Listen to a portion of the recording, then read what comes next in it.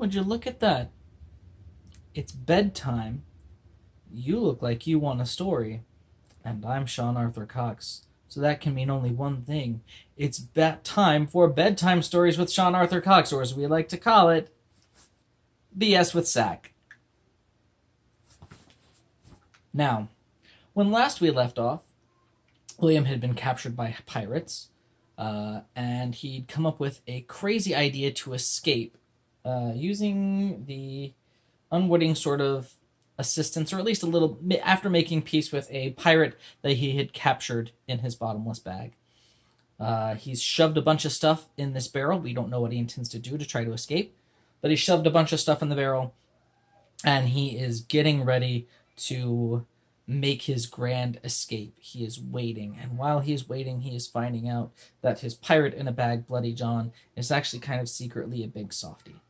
And so we are going to pick up from there.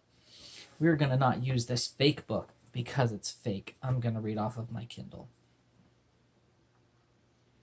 All right. Where was I? Boop, boop, boop, boop. Boop, boop, boop, boop, boop.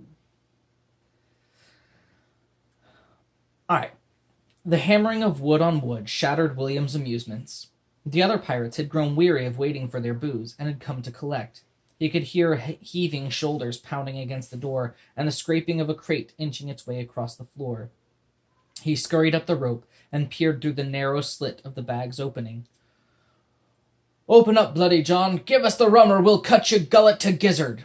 More thumping and scraping.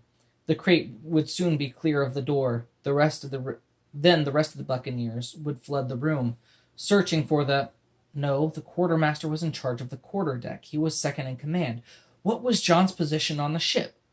Anyway, they'd be searching for Bloody John. When they got to the far corners, he would slip out, grab the bottomless bag, and sneak up the stairs, hopefully without resorting to Plan B. The heavy wooden crate blocking the door slid to the side after a final heaving shove. The point of a blade pressed at the door, cautiously swinging it open. Half a dozen pirates entered the room with slow, trepid steps. Bloody John, it would seem, was a man 6 armed ruffians needed to fear. Once William would have counted himself among those terrified men, but after seeing him cry for Mommy, the looming threat of his presence abated and turned him more to pity than fear. He found it convenient, considering he now had a surplus of terror to distribute equally among these 6 new men who had entered the room armed for bear. William's heart pounded, his palms sweated. Fearing he'd lose his grip on the rope, he lowered himself and quickly tied a knot to his crutch, creating a perch from which he could eye the events unfolding in the room with relative ease. Best to conserve all the strength he could. He would need it. The most vocal of the pirates, a scarecrow of a man with limbs stretched thinly and long, gestured to the others to hold their search. All sound stopped. Then he closed his discolored eyes and listened. A twisted grin creased his face, pulling his chapped and stubbled cheeks wide and revealing his crooked yellow teeth. His eyebrows stabbed downward toward his pointy nose, reminding William of devil's horns. The pirate craned his head backward in a grotesque tilt that made the fearful boy wonder if the man had any bones in his neck at all. A cold shoulder ran down William's spine. The scarecrow stared straight at him. William hadn't realized it, but he'd been taking deep, panicked breaths since he first heard them pounding on the door. Betrayed by his own stupid need for air, he focused his will on keeping his chest motionless. His efforts became considerably more difficult when the scarecrow turned sharply on his heels with a fencer's grace and paced one slow, deliberate foot after another, each step falling with a bang toward the bag. William's hand drifted to the hilt of his scimitar, readying himself to strike. The scarecrow's sword was at the ready too, pointing outward, a living metal extension of the pirate's arm. The blade inched its way ever closer, like a bloodthirsty dowsing rod, mystically drawn to the hearts of its foes. The boy struggled to hold still, to avoid trembling and giving away his position. William's grip tightened on his own blade and began to slide it free from his belt, hoping to remain as silent as the room. Like a cobra preparing to strike, he eased his arm up, sword extended and tip all but resting on the lip of the bag. A moment closer, and he would be able to strike the scarecrow cleanly through the slit beneath the bag's flap. Closer, closer. Almost there. The Scarecrow's blade tapped the backpack gently, swinging it, and the other bags hanging by the door just enough to make noise. William's hand lurched forward but stopped just before breaking concealment. The Scarecrow was looking down at the crate. The bags were diversionary, a gesture meant to disorient Bloody John, whom the rake of a pirate assumed hid in the box below. The Scarecrow rattled the bags again, knocking them from their hanger to the lid of the crate, impacting with a hollow thump. The Scarecrow thought he toyed with Bloody John, thought he was rattling the man's nerves by keeping him guessing. Does he know where I am? William thought. Am I safe? Inside the bag, barrels tumbled, but the lid held shut, and the sound muffled. From William's perspective, it almost sounded like a man moving inside an empty crate. He had to laugh, on the inside of course, at the irony of the situation. In toying with Bloody John, pretending not to know where the Scarecrow, or where the Knot Quartermaster hid, the Scarecrow had managed to convince himself all the more that his false assumptions were correct. Not only that, but with the bottomless bag now lying on a flat surface, William no longer had to worry about making a dangerous escape with a busted leg from a moving, swaying position. Where, oh where, can Bloody John be? The pirate sang to himself with a sinister cackle. Then the Scarecrow wedged his blade between the crate and its top, and pried it open, knocking lid and bags to the floor. His face flashed from sadistic and cruel to surprised and dumbfounded and the beat of a heart. Perhaps he expected to see John cowering. Perhaps he assumed he would find the one-legged man with two swords drawn and a dagger clenched between bared teeth. One could tell at a glance, however, that the one thing he had not expected to find was, in fact, nothing. His expression caught fire and burned to a violent rage. "Find Bloody John!" he bellowed with a fury enough to crumble mountains. "I don't care if you have to tear the whole sodden ship apart to do it, but somebody better find Bloody..." Oof, that's a rough voice to do unprepared. "I don't care if you have to tear the whole sodding ship apart to do it, but somebody better bloody find him." "Aye, Captain Longshanks," the others cried in anything but unison. So this was Longshanks, the most feared marauder ever to sail the high seas. And William was a stowaway aboard the Scalawag, the most notorious ship ever built. He trembled at the revelation. He'd heard stories told far and wide of the cruel captain's depravity and sadism.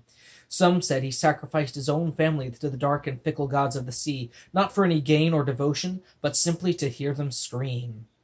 They said his veins pumped hellfire and brimstone, even though he'd long since cut his own heart from his chest. They said he was the only man to navigate the southern whirlpools, rumored to be the aquatic gates to the legendary 12th realm. They said the oceans dared not sink his ship for fear of the wrath he would unleash upon them. Hell itself set sentinels to keep watch for him along its rivers teeming with souls in torment, to defend against him should he ever seek a new base of operations. They said he never left any survivors. They also said that couldn't be true, or else how else would stories about him circulate? They would then reply that a ship has to go to port sometime, and that perhaps Longshanks' crew talked while taking shore leave. They would then retort that if such were the case, the dread pirate's reputation would be naught but hearsay. Then they would reply that if they were only hearsay, surely the other pirates would have killed him already for the bragging rights. They would then argue about whether Longshanks even existed until someone else would tell them to drop it. It was an inconsequential matter anyway, and who would like to hear another epic ballad about Ollivander, to which they would usually say, "Me, me." Of all the captains on all the ships on all the waters of the world, I had to end up with this one, William thought to himself. The crew searched the room in a whirlpool of broken barrels and smashed crates. The floor became a child's sand painting of mixed powders and grains, ashy grays, golden yellows, scarlet reds swirling within each other. No container was safe. Unwashed miscreants hacked rum kegs to splinters, chopped boxes to bits, and furniture to its component pieces. William used the flurry of chaos unbound to slip from the bag and creep toward the stairs. In mere moments he would be free to... "Hey, fellas!" came a drunken voice just over William's shoulder. A half-dozen pirates froze and gave the fleeing boy their full attention. "Bloody John," he swore to himself under his breath, and wondered if the bloody part was a description of his activities or merely a frequently used curse. Oh, there goes John. What a bloody idiot. William glanced back to see his shipwreck of a plan fall apart. John's head protruded from the backpack, grinning like a twit. Crimson liquid splashed from the endless wineskin, which the pirate didn't dare to let stray too far from his mouth. "He's cut off Bloody John's head!" one of the pirates screamed. "What you talking about?" Bloody John asked, confused in a way only a drunken fool could be. "And it's bewitched!" cried another, his voice a shriek that would send banshees running. "It's still talking!" "Oh, hell," Bloody John said, and darted up the stairs to the main deck. With every bounding step, more of the potent red wine splashed to the floor. "Oi, you're spilling it!" Bloody John protested. "He's spilling Bloody John's blood!" another pirate screamed as the wine pooled at his feet. "Is someone gonna free me or what?" the captured pirate asked. "He's stealing Bloody John's soul! That's why the head's still talking! Kill the sorcerer!" came the cries and howls of rage. A half-dozen pirates charged up the stairs toward William, sword swinging wildly in the boy's direction. "I guess it's time for Plan B," William sighed. He slung the pack from his back and strapped it back on upside down. Bloody John fell out first, but clung to the flap, dangling like a fish on a hook. Boxes tumbled out behind him, banging down the steps, followed by barrels and crates bowling over those at the bottom, who wished all manner of unseemly harm upon William. As the hailstorm of barrels smashed against the floor below, they splintered into 1,000 pieces, pooling the floor with thick amber rum. Its intoxicating smell mixed with gray clouds of gunpowder that concealed any clear view of the confusion below decks. Shouts of furious hatred echoed up from the cacophonous din below. William hobbled furiously across the main deck, barely taking notice that it was night. He made no effort to see if they followed him. He assumed they did. Instead, he allocated all his attentions to the task of finding a rowboat. Toward the starboard side, he saw rigging that looked suited to raising and lowering a small craft, and made a beeline for it.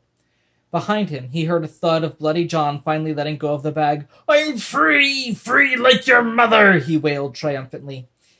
He glanced from the boat rigging toward the steps, making sure Bloody John was good and gone. The peg-legged pirate danced an awkward jig on the deck, a teetering sort of pirouette spinning on the point of his stump. Good riddance.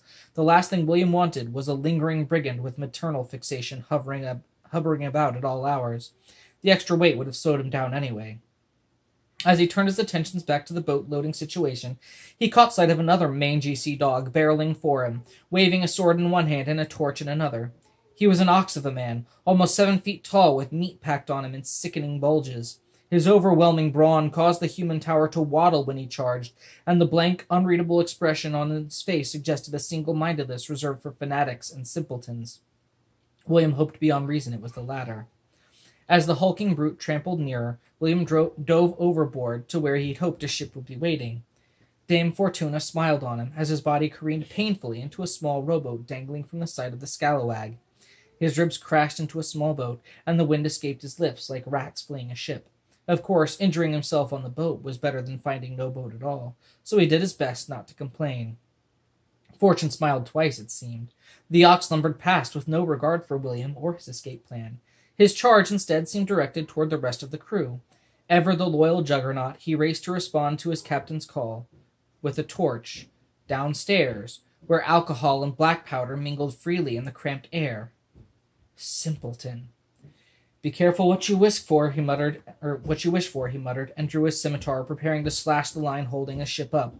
Bloody John, who also noticed the doom about to befall the ship, lurched after William in a skipping hop step that looked more appropriate on a puppet than a pirate. He hurled his body overboard as the boy's blade sliced through the rigging and dropped the small craft down to the black waters of the World River below. "Row!" Bloody John screamed, no doubt tearing his throat hoarse with the effort. "Go, go, go!" Dad, can you zip my jacket? Yes, I can zip your jacket. One moment. Because I have to go outside. Oh, you have to go outside? Important outside business to do? Yeah. Yeah. Dad, because I have another option. Yep, there you go. He threw an oar to William and began to hack at the waves like a novice butcher slaughtering a pig. William, recognizing urgency when he saw it, did the same. They hadn't gotten far when the first explosion shook the scalawag, sending waves crashing downriver and rocking their tiny escape craft. The second and third formed larger crests that sent the boat spinning, careening along the current backward and sideways. and every which way but right. The pirate ship splintered under a force of another blast and blazed a brilliant hellish orange on the waters, a burnt offering to the merciless gods of the sea. Shards of wood rained down on them even as far away as they were, filling the bottom of the boat with ghastly toothpicks. William doubted there were any survivors, but then men like Longshanks didn't get reputations by having glass jaws. After several moments riding the wild waves, William and Bloody John managed to straighten the boat and float on in relative peace and calm. The moon shone high overhead, lighting the river with a soft silvery blue glow. Neither man spoke, letting instead the lapping of waves against the wooden sides hold up both ends of the conversation. It was late when William stopped paddling. He couldn't tell precisely how late, as the stars were a little different from his own realm, but he felt confident that it was after midnight. His arms felt like jelly, flopping to his sides like boneless sacks of skin and muscle. Bloody John gave him a nod and paddled on his own. The soft lapping of water against the ship and oar made the gentle, almost imperceptible hum of the World River, lulled William off into a much-deserved sleep. He dreamed of fields stretching wide. He and Ollivander held the center, watching as hordes of soldiers amassed at the edges. To one side he could see human armies forming in ranks. An army of kobolds held the opposite position. Each army set fire to the field at their side, and the flames ravaged their way toward the middle. Sarah Miller stood to the side, waving down William, oblivious to the danger. He tried to tell her to leave, to flee while she still could. Instead, she ran toward him, arms open, heedless of the peril burning its way toward her. William stood rooted to the spot, his loudest screams no more than whispers. A cold, wet prod jerked the boy from his slumber. Bloody John clutched tightly at an oar, still dripping, which he pressed against William's ribs. The boy muttered something unintelligible and waited for a response. When no reply came, William tried again, albeit with a touch more coherence. "My turn to row?" he asked, barely getting the words past his uncooperative tongue and lips. Bloody John shook his head. "Ship coming. Should we flag them down?" "Nah. Could be anyone. Maybe even Longshanks." "I thought we blew him up," William muttered, confused. "Blew up his ship," Bloody John corrected. "As for him, maybe we did and maybe we didn't. He could have survived the blast and hijacked the next ship to come along. I don't feel like taking no chances with a right immortal bastard like Longshanks." "I suppose you're right," the boy replied. "What do we do?" "I reckon," said John. "Climb down that fancy magic bag of yours and just drift about like. You know, let him think it's just a stray boat or something, and then we'll leave him alone." "Yeah," William replied. "Yeah, we can do that." The two grabbed the ropes, lowered themselves into a bag, and pulled the flap closed over them. In darkness they waited, counting the minutes and seconds with bated breath, unsure if their ruse would work. William watched the flap, hoping he wouldn't see it open any time soon. Aboard a ferry, bound for the Sixth Realm, Ollivander stared over the edge, watching the World River slosh its watery body against the side of the ship. The night had been calm aside from a brief excitement not too long ago, when they'd crossed the burnt-out wreckage of a corsair. There had been talk of checking for survivors until someone noticed the ship's nameplate, the Scalawag, at which point the discussion abruptly changed course. Then it was all everyone on deck, make sure no survivors slip aboard.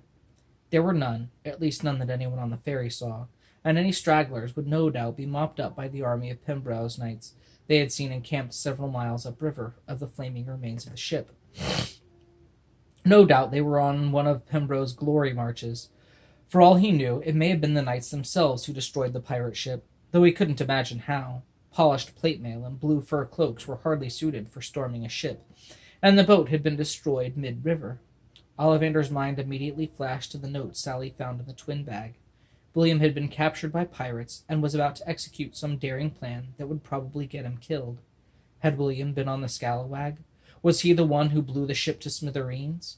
Had he killed the wolves and the skeletons his first time out?